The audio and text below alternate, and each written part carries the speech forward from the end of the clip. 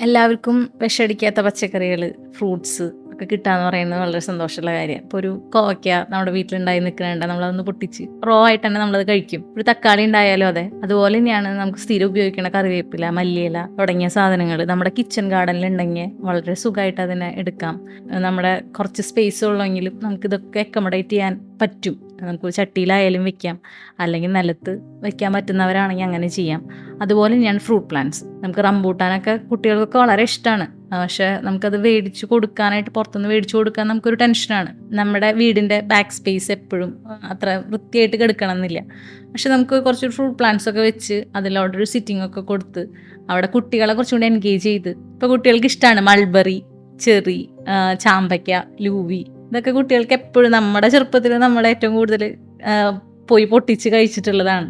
അത് ഉപ്പിലിട്ട് വെച്ചാലും ഒക്കെ കുട്ടികൾ വേഗം കഴിക്കുന്നതാണ്. അപ്പം ഇതൊക്കെ നമുക്ക് വീട്ടിൽ ചെയ്യാം. അപ്പം നമ്മുടെ വീടിൻ്റെ ഭാഗമായിട്ട് ഓർണമെൻ്റൽ പ്ലാന്റ്സ് മാത്രമല്ല, ഇങ്ങനത്തെ കുറച്ചും കൂടെ കൊണ്ടുവരികയാണെങ്കിൽ കുട്ടികളും അതിൽ കുറച്ചും കൂടി ഇൻവോൾവ് ആവും. അതിൽ നിന്നൊരു കായ കിട്ടിക്കഴിഞ്ഞാൽ അത് ടേസ്റ്റ് ചെയ്യുമ്പോൾ ഇതെങ്ങനെ വന്നേ, അതിൻ്റെ കുരു കുഴിച്ചിടാനായിട്ട് അവർ നോക്കും. അങ്ങനെയുള്ള കാര്യങ്ങൾ കൊണ്ടുവരികയാണെങ്കിൽ എല്ലാവരുടെയും ഇൻവോൾവ്മെൻറ്റും വരും.